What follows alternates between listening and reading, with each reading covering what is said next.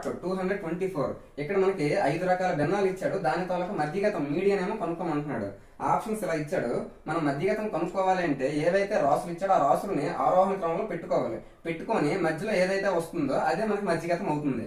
ఇక్కడ మొత్తం 5 రాసులు ఇచ్చాడు. 5 రాసుల్లో మనకి మధ్యగతం ఏదంటే 3వ రాశి అవుతుంది. కాకపోతే ఇక్కడ ఇచ్చిన రాసుల్ని ఆరోహణ క్రమంలో పెట్టాలి. మనం భిన్నాలను ఆరోహణ క్రమంలో పెట్టాలి అంటే ఒకటి చెప్పుకున్నాం ఏంటి, లవాలన్నిటికీ 0 పెట్టుకుంటే ఇప్పుడు మనకి ఈజీ అవుతుంది. 10/2 అంటే 5, 30/4 అంటే 7, సంథింగ్ ఎంత వచ్చినా మనకు అనవసరం.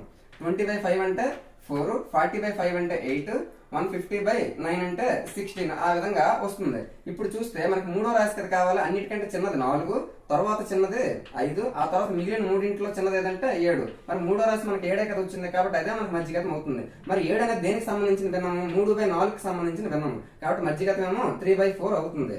Option 1 is the correct answer. Thank you.